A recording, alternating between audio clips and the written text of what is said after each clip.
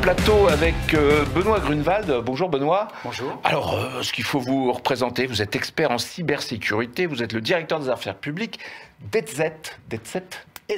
DZ. Oh.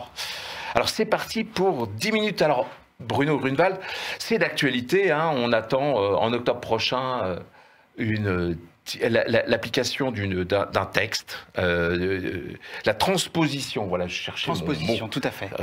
Transposition du règlement européen, de la directive européenne qui s'appelle, maintenant tout le monde parle de Nice 2, voilà, oui. Après Nice 1 qui touchait peu de monde, en fin de compte les ESV, les ISV, tout ça.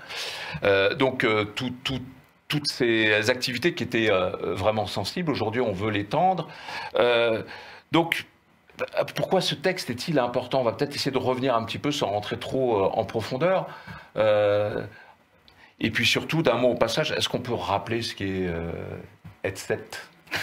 Alors, oui, EZ, pour être très bref, EZ, c'est une société qui a 35 ans, qui a été créée, fondée et qui est toujours au cœur de l'Europe, à Bratislava, en Slovaquie. Aujourd'hui, on protège plus d'1 milliard d'internautes avec nos technologies, notamment avec un partenariat avec Google et un autre partenariat avec Intel, la fameuse association logiciel et matériel pour pouvoir bénéficier des capacités, notamment du microprocesseur spécialisé en IA et de nos technologies IA pour détecter mieux et plus les menaces. Et aujourd'hui, alors on fait toujours ce que l'on appelait auparavant l'antivirus, la protection du poste de travail, mais on va beaucoup plus loin, EDR, protection de la messagerie, 365, Google Workspace, SharePoint, OneDrive, Teams, etc. Et puis, surtout un point qui est important, c'est la Cyber Threat Intelligence, parce que la connaissance que l'on a sur les menaces, eh bien, on le met sous forme de flux, et ces flux, on peut les dispenser, SOC, CERT, SIEM, on parlait des gros mots de la cyber, voilà. SOC, SIEM, CERT. Et c'est surtout important, effectivement, c'est cette notion de partage des connaissances en matière d'attaque. Alors on va revenir un petit peu sur cette transposition d'un règlement qui va poser un petit souci, on va dire, parce qu'on ne va pas le voir arriver sans doute en temps et en heure, c'est ça? Alors ça, c'est évident que la transposition sera en retard. Pour autant, il y a eu un certain nombre de consultations qui ont été menées, notamment par l'ANSSI, l'Agence nationale pour la sécurité des systèmes d'information. Ces consultations ont permis de consulter les différents acteurs, les différentes parties prenantes.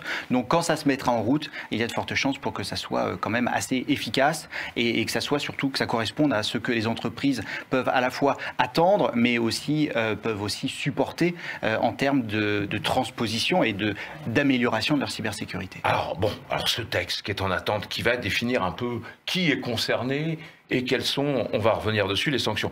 Alors peut-être, vous avez peut-être un chiffre en tête pour rappeler l'enjeu dont nous parlons, parce que c'est vrai que l'enjeu cyber, parce que si on veut obliger l'ensemble des entreprises à se protéger directement ou indirectement, c'est qu'il y a des risques qui sont aujourd'hui, il faut les rappeler. Et c'est quoi le premier chiffre que vous avez en tête? Eh bien, c'est le chiffre sur les PME. C'est un chiffre qui est d'ailleurs très difficile et controversé. C'est le chiffre qui dit quels sont le nombre de PME qui déposent le bilan une fois qu'elles ont été cyberattaquées. Et malheureusement, on n'a pas de chiffre. Et c'est ça le chiffre que je peux donner, c'est qu'on n'en a pas. Parce que les médias, même s'ils font très bien leur travail, eh bien, ne vont pas forcément s'intéresser aux petites entreprises qui vont déposer, qui parfois ne savent pas pourquoi elles déposent, qui pensent peut-être pouvoir repartir. Donc, on a des chiffres qui sont donnés par l'ANSSI, cybermalveillance, un certain nombre d'autorités qui concernent principalement les entreprises qui étaient soumises à Nice 1 ou les entités et organisations de type collectivité qui, elles, sont plutôt bien suivies. Mais pour les TPE, PME et ETI, on a assez peu de chiffres. Pour autant, on voit bien que la menace est là et que Nice 2 va renforcer la protection, la maturité cyber des ETI, des grosses PME en fonction de leur secteur d'activité. Va obliger à renforcer. Va les emmener vers plus de maturité. Et la question, c'est qu'adviendra-t-il des petites et moyennes entreprises qui seront pas encore concernées par une réglementation qui les obligera pas donc à devenir plus matures. Alors c'est pour ça que Nice 2, au fond, ça va impacter en première ligne les revendeurs. Les prestataires informatiques sont bien entendu en première ligne dès qu'il y a une nouveauté sur le champ informatique ou cyber. Et c'est d'ailleurs pour cela que nous, on les accompagne fortement. On a mené là au moins 2 web-séminaires, plus d'autres ressources, des livres blancs, mais on a eu 2 web-séminaires qui ont extrêmement bien fonctionné. Le premier avec une avocate, Maître Claire Poisson, qui nous a expliqué ce qu'était NIS 2 et comment ça allait impacter à la fois les clients et donc les prestataires, parce que les prestataires informatiques sont eux aussi concernés. Et ensuite, on en a fait un autre qui était plutôt tourné sur nos solutions. Et on a fait une introduction sur NIS 2, mais ensuite on a plutôt expliqué comment ces solutions allaient pouvoir rentrer, en analysant NIS 2, rentrer dans les exigences pour faire en sorte que le client puisse être le mieux protégé. Alors, parce que c'est vrai, j'aime bien quand vous utilisez le mot solution, parce qu'on se pose toujours la question, côté client, qu'est-ce qu'il a acheté? C'est un produit, c'est des services, hein, on le rappelait, c'est pour ça les gros mots, hein, NGFW, SASI, SOR, XDR, NAC, on peut faire toute la liste, hein, IAM, MFA, et j'en passe et des meilleurs. On est sur un terrain effectivement incompréhensible de la part de l'utilisateur, on n'est plus à l'ère de l'antivirus aujourd'hui. C'est bien un service qu'on propose. Oui. C'est un service qu'il faut leur vendre. Tout à fait. Et c'est là où, justement, le prestataire rentre en ligne de compte, parce que c'est lui qui va être l'interface entre nos solutions, services et produits, que l'on essaye de simplifier au maximum. Aujourd'hui, on a 4 lignes de produits qui sont concernées. C'est le maximum. Et ces lignes de produits vont correspondre à des besoins chez le client. Et c'est le prestataire qui va, bien sûr, faire ce lien et choisir quelles sont les différentes lignes qui vont lui convenir. Oui, mais le client, il faut juste l'intimer à ne pas essayer de s'intéresser à l'ouverture du capot, mais à faire confiance justement aux prestataires qui sont en face de lui, ces fameux MSSP, n'est-ce pas? Alors, on va revenir. Donc la motivation, ça va être les sanctions. Alors, c'est quoi les sanctions auxquelles elle pourrait avoir affaire? Alors, je ne vais pas rentrer trop dans le détail, mais les sanctions sont assez similaires à celles du RGPD. Et j'ai l'impression que l'Europe s'est dit que le RGPD avait plutôt bien fonctionné à la fois dans sa structure et dans son application, que l'autorité de contrôle était assez efficace quand il fallait mettre des sanctions. Donc ce sont plus des menaces de sanctions que des sanctions elles-mêmes, on l'a vu avec la RGPD. Il y a des sanctions pour les très gros, mais il y a beaucoup de bienveillance, c'est surtout un rappel à l'ordre, il faut avoir peur plus que être sanctionné, c'est ça? Alors après, l'ANSSI dira quelle est sa façon de fonctionner. Ce qui est sûr, c'est que l'ANSSI a déjà annoncé qu'il y aurait une période, bien entendu, pour que les entreprises puissent se mettre en conformité.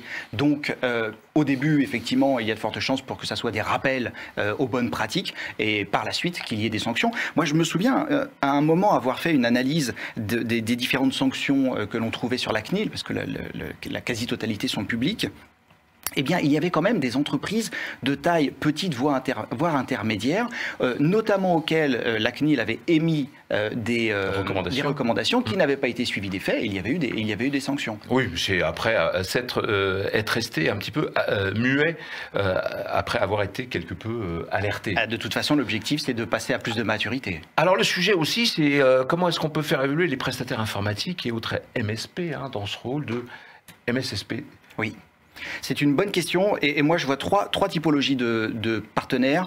Le partenaire qui fait de l'achat-revente, le revendeur classique, lui il va effectivement être confronté à NIS 2. Alors il peut ou pas prendre le bateau, libre. Mais c'est un écosystème.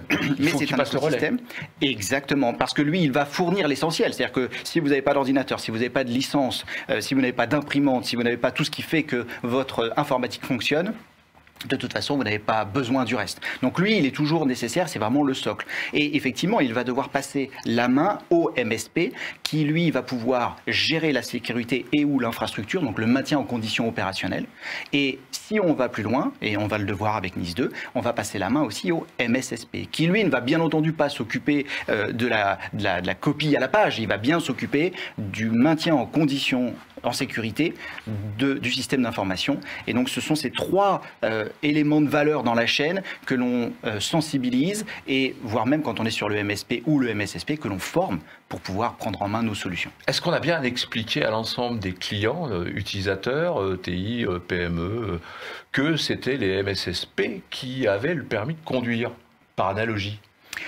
Alors, il y a encore déjà, il est fort probable que l'on manque de MSSP.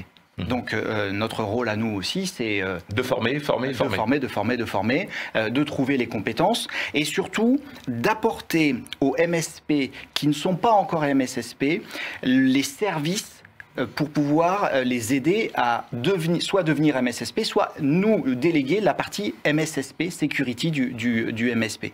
Et donc ce service-là, c'est un acronyme, c'est MDR, Manage Detection and Response, et ça se fait dans nos laboratoires avec un contact privilégié sur le territoire français qui va accompagner à la fois le client et le revendeur, parce que on aimerait que l'intelligence artificielle et ou que les laboratoires fonctionnent tout seuls, puissent résoudre tous les problèmes, mais ce n'est pas le cas. Il faut des réunions de cadrage, il faut savoir ce que l'on va détecter, il faut savoir comment fonctionne l'entreprise pour ne pas, par exemple, bloquer des postes qui seraient des postes industriels. Donc, il faut être proche du client avec le partenaire pour pouvoir l'accompagner. Être proche du client avec le partenaire. Merci Benoît Grunewald. Je rappelle que vous êtes expert en cybersécurité, directeur des affaires publiques chez E7.